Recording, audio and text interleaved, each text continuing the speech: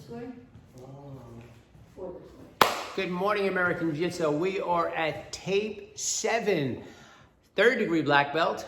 We are dealing with some gun issues, okay? Some gun self-defense. American Jiu-Jitsu is very big on gun techniques because we do train a lot of the law enforcement. We've been privileged to teach people at the Pentagon many times, West Point, Treasury Department, Sky Marshals, pretty much everybody in every kind of law enforcement. Of course, as much as our heroes and frontliners, first-line people, our law enforcement within this community.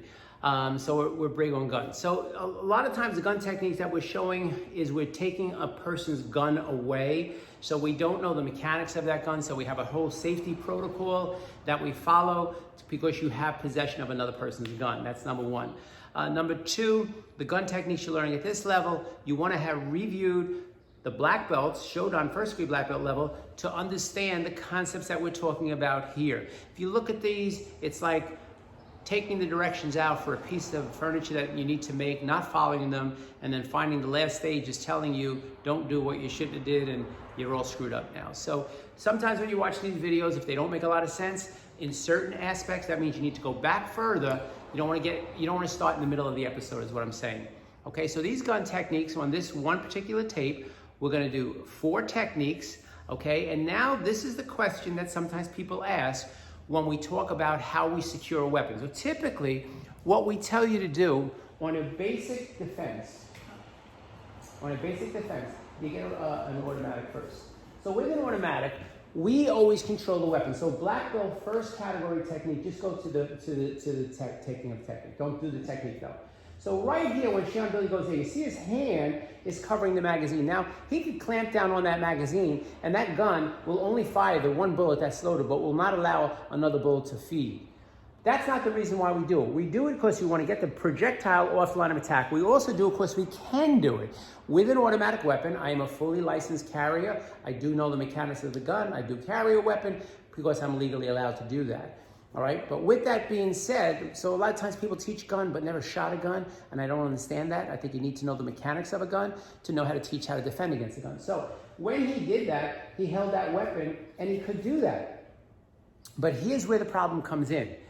Most of the world does work on revolver or automatics, but there's always that old school or that gun on the street that might be the revolver. So now let's look at that. The problem is that when she pulls that revolver and he does the same thing that I just told him to do, if she shoots that gun, you know, there used to be a philosophy that if you hold the revolver, it's going to stop the gun from revolving and the gun might not fire. That's a needle in a haystack. You might be right about that, but it's pretty high risk type of a technique, okay? But what we do know is that that gun shoots, he's going to get his hand blown apart. Maybe not taken off his body, but the gases from that bullet is going to explode, and this is not a good place to be. They've done study tests with papers, and they could just show the disintegration of the papers from the gases that come out of the gun, so we can't do that. So as much as we have this protocol on defending against weapons and guns, we defer to what is the gun? Is it an automatic or is a revolver? So what changes here is the same thing we always do, but now instead of controlling the gun itself, we go up and we control the wrist. So before he does the technique, he's just going to show you that one part. All right? So with the revolver, from here, you notice he goes deeper here. Get the hook on the hand, on the wrist, okay? And stop there. Right there, instead of going to the weapon. So on the first one, go back to the first one, where it's wrong. Can't do that. Now watch what he does. Same thing, but he does it to the wrist. Now he takes advantage of this and does a technique called a haragatame, where he comes around, bang, has control of the weapon, but not where the gases are going to come out. And now he can break her and take that weapon away. So let's look at that one more time. So from here the right way, from here he comes in deeper on the wrist, controls the wrist here, has control of the gun, snaps her, and can take the gun away. Also can really wrench your neck pretty good. So that's the first technique at the third degree level. Second technique is the wise guy. Comes up to you with the gun, yo, I'm gonna take you out. Okay, I'm gonna take you out. Could look like an impossible situation, could look like a very difficult situation. Not a very good gun hold if you ever shot a gun. You gotta have a lot of control, because when that gun comes out, it might be popping out of your hand. This is why people hold guns and aim guns with 2 hands. Not because the gun's too heavy, because of the repercussion or the shot being pounced right out of your hand. So when a person does this, this is a wise guy who thinks he knows what he's doing and is trying to intimidate you. And it could look like it's the end of your life unless you know what to do. Remember what I always say with a gun, you gotta change the projectile. You have to get out of the alignment of the bullet. So what's gonna happen here is Shihan is gonna move that barrel away from him so it is, and then he's gonna go with his momentum, he's gonna come in and strike, and then he's gonna take that weapon away. Again, it's not his weapon, so he's gonna check it. He's gonna tap it, he's gonna rack it, he's gonna go back and aim it, and he's not gonna aim it like this. Bad hold, but it happens in today's day and world. So from here, boom. Please don't hurt me. Boom. Strikes, come out the front door, rips that gun out, taps the bottom, racks the gun from here, and then holds just like so. Okay? Let's watch that one more time. From here. So he sees the gun from here. Boom. Elbow from here, comes around, pulls the gun towards his hip, not towards his belly. From here, holds and aims, and if need be, to fire. Thing about firing that gun is it's not your gun. You have no idea if the gun is good. You have no idea if the gun is loaded. You have no idea if the gun's going to blow up in your own hand. We're not looking to kill anybody. We're looking to protect ourselves. But like I always say, my black belts know that I'd rather be judged by 12 than carried by 6. So if my line of defense is to end your life because you're trying to end mine, that ain't going to happen. So I'm going to do what I got to do. All right? But I'm not going to stand there and be a victim because of lack of knowledge. We're always going to be prepared regardless. The next technique is when that person is drawing the weapon from their midsection. One of the big rules that we have in Jiu-Jitsu is if your hands disappear, we're coming after you. We are not going to allow your hands to disappear because we have no idea whether you're putting a cell phone out of your pocket or you're pulling a gun. So as soon as a person's hands disappear, we're going to go. So as this person's coming out with the hand, we're going to pin that hand and we're going to take that person out. All right, so let's look at that technique. She draws from center body, bang, comes around from here, and he goes right back to that Haragatami and stretches her out. Let's watch that one more time. So he sees her hand coming out, right? He sees her hand coming out. Gang stops it, gets behind her, and locks and takes her out. Beautiful. Let's do one more technique. This technique looks like there's no chance. Very intimidating technique, very lethal technique. Whether you get shot anywhere in the upper part of your body, your heart, your throat, your face, your eyes, you're dead. But this is a very intimidating technique because the person's putting the gun right underneath your chin and he's grabbing you with the other hand. What do? Let's watch the technique first and I'll go back and explain.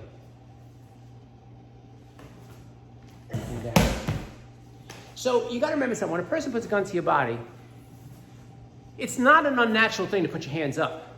If you put your hands up, then he's not going to say, put your hands up. So you put them up. You don't grab. You don't speak when they're speaking because they're going to try to take control. Remember, they want control. That's why they have a gun in their hand.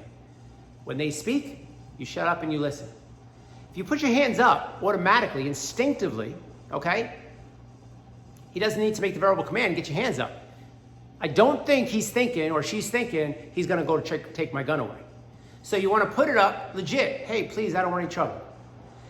If that person wanted to shoot you, you'd be dead already. If that person ends up shooting me, end up dying, on my tombstone, here lies a warrior. I am not going to allow you to victimize me or my family. So I'm going to defend myself. So what's happening here that's hard to see by the untrained eye is as our hand comes up, remember what I said, and I constantly say, you have to get out of alignment of the projectile. So from here, as Shihan Billy did the technique, I'm going to do this in slow motion, he's going to push the gun away. Remember, the gun projectile, you move it like this, you might go deaf, which I already am, okay? But if that bullet is not in line with your body, you're good. You just got to be able to deal with the sound. That's why I encourage you to hear. At our dojo, we take a blank gun and we let people hear what a gun sounds like when it's being triggered because it is going to change your senses. We do that in a very safe way, but we do want people to hear what a live ammunition sounds like. So from here, you're going to push the body back. Your hands are up. You're going to control it. And then we have a technique that we taught you at blue belt or blue black, a kotegaeshi, which is going to bring the person right down, and that person will fall as fast as you apply that technique. Again, you don't believe it, come in when we're open. I'll show you what that technique's all about. All right, so let's look at it from here. Please don't shoot. Brings it right there. It's almost too simple and too hard to understand when you're watching it on video especially. Isn't that the way life is? If you don't understand it, it's bull. Really? So that's saying that you watching this video know everything. I don't think so. As I grew up in the art, I started when I was 10 years old. I watched things and said, no way. So I was always these guys. I was always the uki. Do it to me. And today I have many injuries because I needed to see it, feel it, experience it. As an instructor, I'm very cautious and careful with my students because I don't want them to have a hard time having to do sign language like I had to learn because of my daughter being deaf, okay? And agonizing over the injuries because I always had to see it and feel it. What I'd rather you do when you watch this video is if you don't understand something, write it down a question, ask questions. You could email me to that if you never come to my studio, and I'll be glad to explain it. Do not criticize the technique unless you know what you're talking about. And the only way you're going to know what you're talking about is after you speak to me. This is not a call out. This is not a confrontation. This is me believing in what is what I want to do. And I would love to educate you, encourage you, not discourage you. Martial arts to me is about helping other people grow in their knowledge, grow in their life experiencing. Hurting somebody is the simplest thing I know how to do on this planet. Getting along with people sometimes confuses me. So, if you got something positive to say, send me an email. You got something negative to say, send me an email. You want to feel it, come to our dojos, all right? You can find the links of how to get here whenever you choose to or whenever we reopen. In the meantime, American Jiu-Jitsu LI Facebook group, Facebook group page, American Jiu-Jitsu LI YouTube. Make sure you like and subscribe to it. American Jiu-Jitsu Gmail to communicate with me, and AJJ Centers to get our Zoom codes and our virtual training. We encourage you to stay busy. We encourage you to keep growing and keep learning. We encourage you to stay positive. Stay home, stay healthy, stay safe. We'll see you on the next video.